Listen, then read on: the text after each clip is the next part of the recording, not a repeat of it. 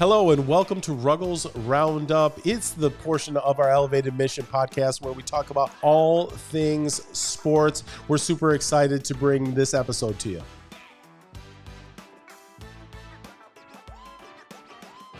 A lot of top talent out in the NFL free agent market right now. That's definitely headlined, in my opinion, by Chris Jones and Kirk Cousins. Who's going to get their hands on those guys? Oh my gosh. I mean, there's some really good fits for these guys. Kirk Cousins, you're talking about a guy who just came off of an Achilles tendon tear, which would have been a career ender in, 25 years ago. But now is one of those things that you can just shake off and you can come back and be an elite quarterback. And it's good because mobility has never been a part of his game, and I don't think it's going to start now. I think he's one of those guys that can come in and be an elite pocket passer for you. He throws an extremely accurate ball. He's always been one of the top stat leaders in the NFL, but he's also one of those guys that can't really take you over the top. He's not going to be – he didn't get an extension. And so guys who – these – elite quarterbacks get extensions. They don't ever hit free agency. And so I think Kirk Cousins obviously hitting free agency is a big boom for a lot of these teams because they get an opportunity to get a guy that's in that 10 to 15 range of quarterbacks. Yeah, and I think Kirk Cousins in particular, he is a guy that he said the right things coming into this free agency market because he said, I just want to win. I really don't care that much about the money. He's already had that huge payday, right? So he now has the money. He's sitting in a great position that way, and he wants to get, a trophy on the mantle, and he wants to be able to say, hey, I did that. I accomplished the big thing that he's after. And so, with the right team, if he isn't greedy, as he's saying he's not, then I think he can really be a difference maker for the right squad. Where do you see him fitting best where he can be that difference maker and maybe get him over the hump? I think obviously the Minnesota Vikings re-signing with the Minnesota Vikings is a great spot for him. I think you have some of the best receiving talent there with Justin Jefferson, KJ Osborne, as well as Jordan Addison, the young wide receiver. You also got TJ Hawkinson as well. And so it's a very, very talented squad to be able to pass from. He's got a young offensive tackle in Christian Darrisaw with the Vikings. And so that's definitely not a bad spot for him to just re-sign there. I think, to add some more excitement, I think Atlanta is a great spot for him to go to, as I think every free agent quarterback, any quarterback that's on the market for getting traded wants to go to Atlanta because of how much talent is just on that roster. You had Bijan Robinson, Kyle Pitts, Drake London, very talented, skilled squad to be able to assist a quarterback that, Kirk Cousins, he's not going to be a part of the run game, but he can definitely do some great play action work with Bijan Robinson and then work it over the middle too. He loves big, sure-handed targets, and you got two of them in Drake London and Kyle Pitts. Yeah. No, for sure. He could do some damage for sure with that squad. I agree with you that the best place for him to stay is Minnesota Vikings. Of course, you broadcast a little bit about those Vikings, and so in the break, you actually, I think, brought in the Vikings gnome in there. So I know you're rooting for those Vikings to hold on to Kirk Cousins, but they may go in the draft and find that next great quarterback that they're looking for as well. NFC North, really poised to be a tough division coming into this next season. You got the Lions, made it to the NFC Championship game, and really should have been able to seal that thing out against the 49ers and get into the Super Bowl. And you got the Packers. I'll tell you what, Jordan Love, especially down the stretch and even in the playoffs, super impressive. You got to give a lot of credit to the coaching staff there in Green Bay and what they're doing. And then the Vikings, a super talented roster. If they can bring back Hunter and they can bring back Cousins, they really remain at, a power in that NFC North. And so it's going to be slug it out. And you don't know what the Bears are going to end up with, but those top three teams in the NFC North, that could be, a slugfest. The only reason I would think Kirk Cousins, if the Vikings want him, the only reason he would want to make a move away from there is just to get to an easier division.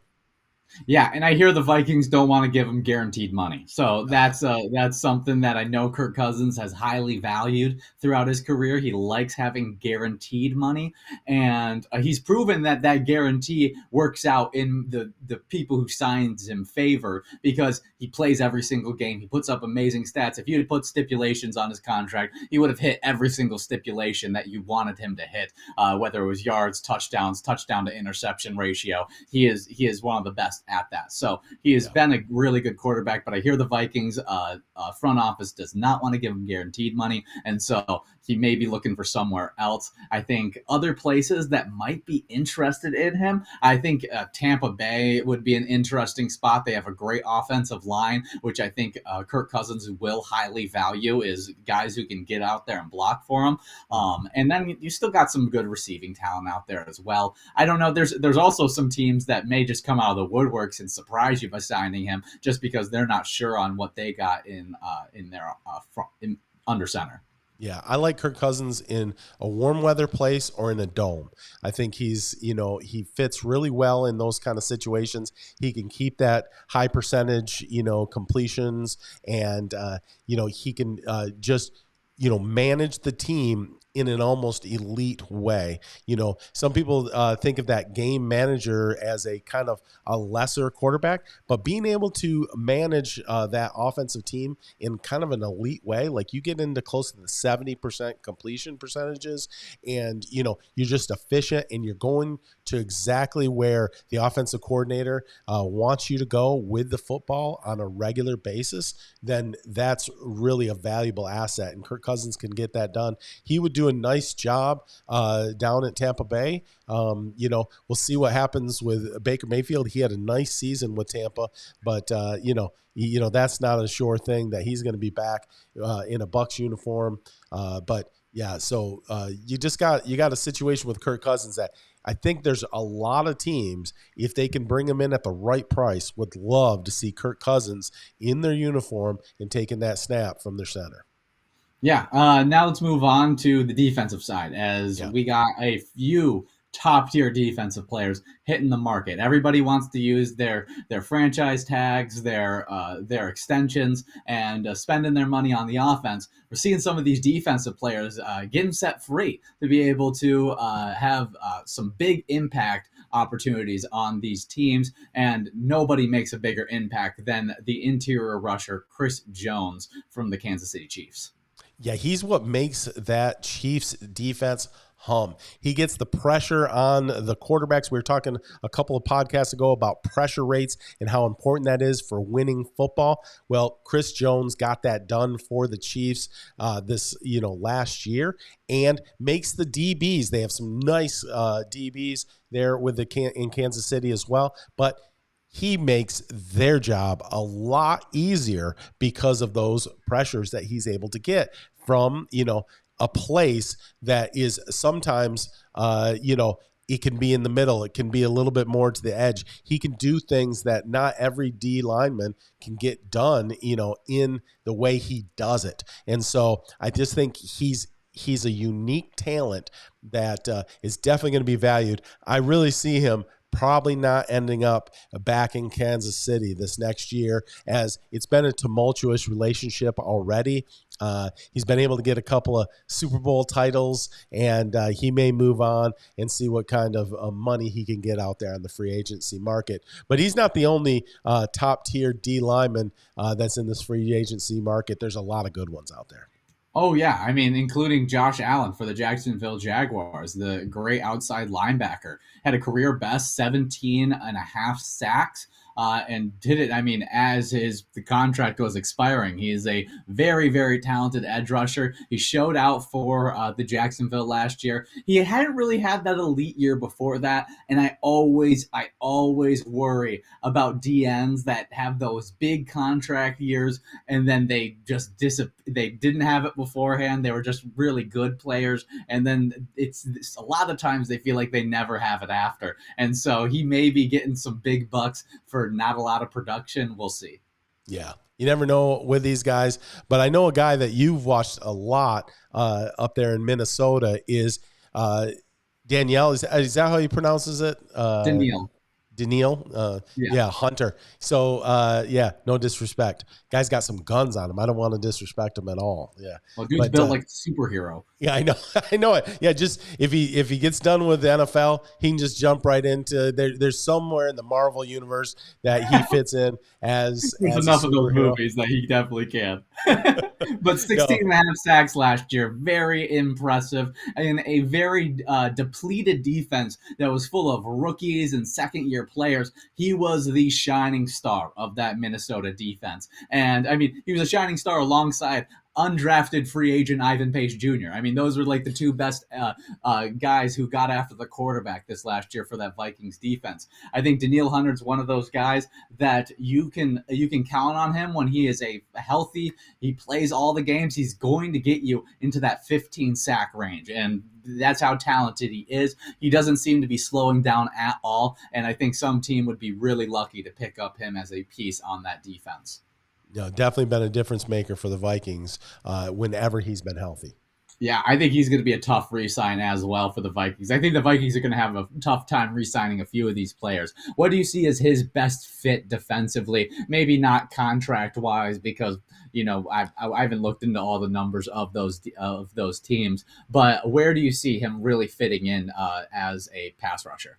Yeah. You know what? I think, again, a swap into where we're just talking about, he would look really nice on that Chiefs defense. I would love to see him in that, getting that back end solid DB coverage that allows him maybe an extra second to get to the quarterback and just really be able to put some pressure on the QB. And if he's wanting to get a championship, there's no better place to hang your hat than in Kansas City these days. You got Andy Reid coaching and Patrick Mahomes and Travis Kelce taking care of stuff on the offensive side of things.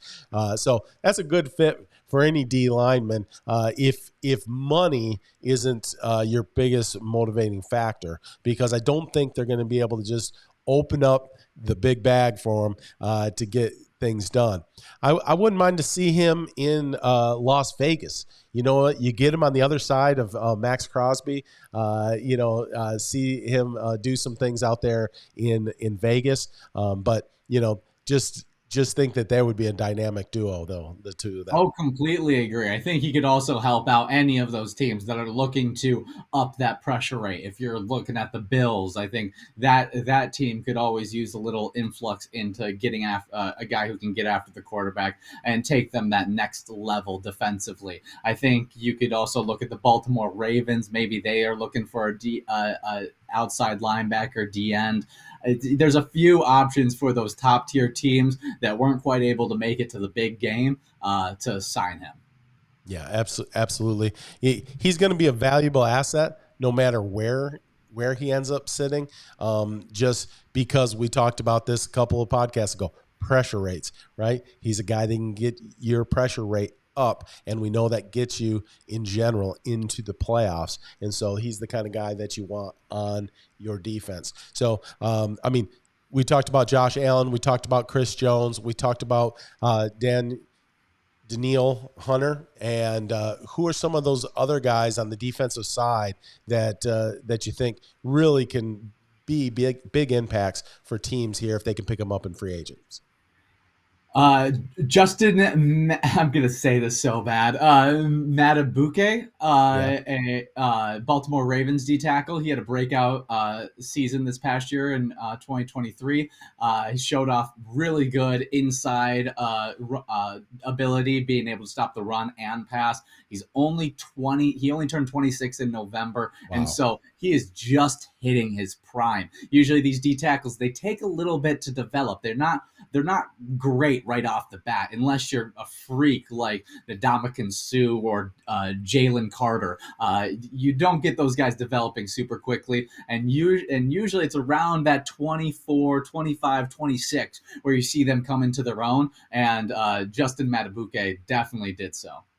Yeah, no, he's a good, tough player, and whenever you get a guy that's good both in run and pass, then you just if they're a 3 down player for you, you just don't have to rotate as much. You just can keep them on the field. It's really about just keeping them fresh throughout the game. It's not about whether they're not the right fit for the certain circumstance or whatever. So yeah, no, a really nice player. I think, not a flashy name necessarily out there, but he's going to have a lot of guys that are really interested in signing him if the Ravens can't get it done. Oh yeah, I think another guy you gotta mention when on that defensive side, and then I want to throw out some offensive names before as Brian Burns, the edge rusher out of Carolina, very young and is super athletic. He's able to get after those quarterbacks at a high level. Had a very good true pass set passing grade, and just I think can continue to grow as a player, especially if you get him out of that Carolina defense. As I think that Carolina defense doesn't have nearly the guys up front to free him from those double teams as often. And so if he gets on a defense that has some real dudes on it, I think he could blossom into a league sack leader. Yeah. Yeah. No, really nice player. And we've been talking about the rush, but there's some nice talent on the DBs, right? With Snead, I believe, is also a free Yes. agent. Yeah, so we were talking about Kansas City and about just nice DBs, but if he gets out there and gets away from the Chiefs, then that maybe they don't have the combination of pressure and coverage that they had this last year when they made their back-to-back Super Bowl run.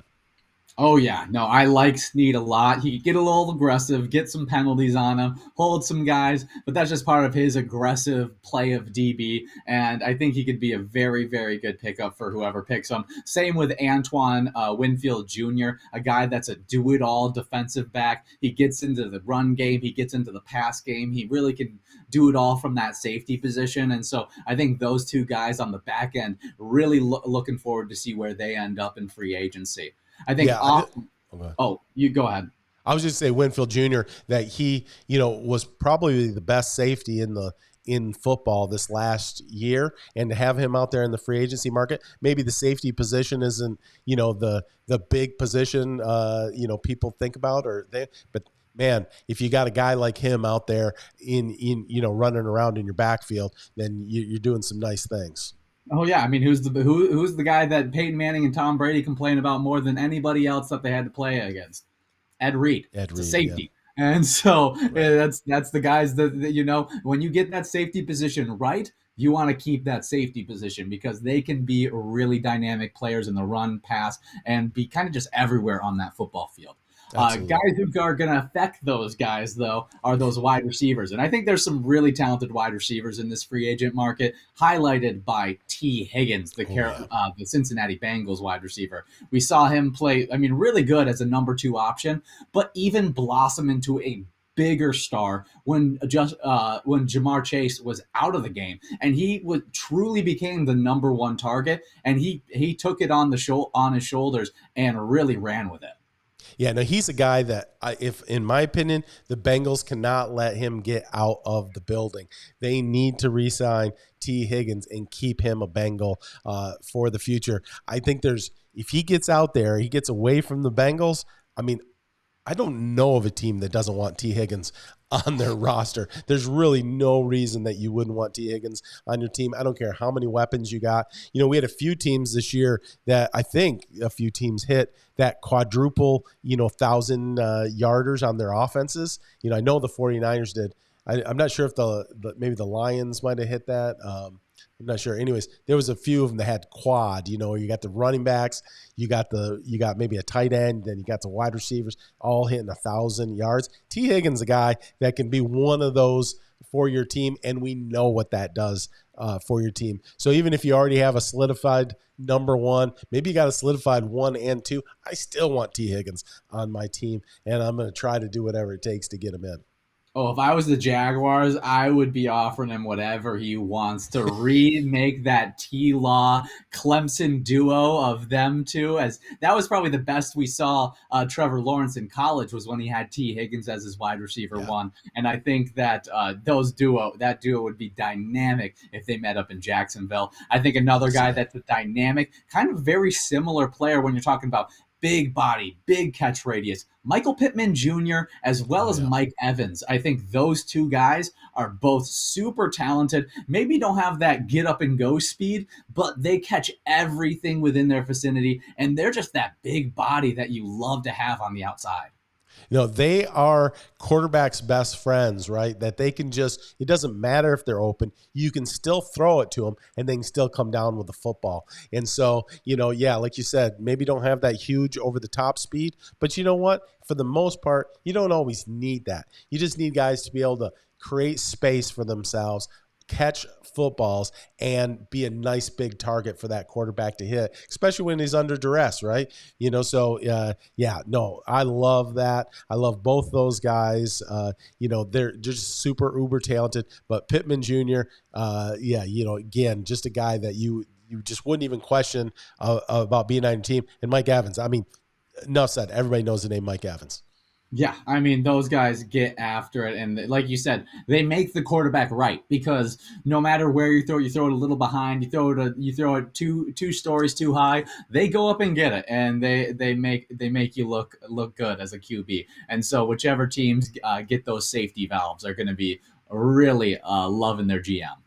Well, this free agency market is a really exciting one. A lot of talent out there. I'm sure these teams are going to try to keep that talent in-house if they've already got that talent there. But, some of them are going to sneak out and some are going to end up in new uniforms this next year. And along with a super talented draft, it's going to be a fun offseason here in the NFL. Well, thank you for watching and listening to Ruggles Roundup on the Elevated Mission podcast. Make sure if you're on YouTube, you click the subscribe and you click the like button. We love that you're out there listening and watching us talk about all things sports. We'll see you next time.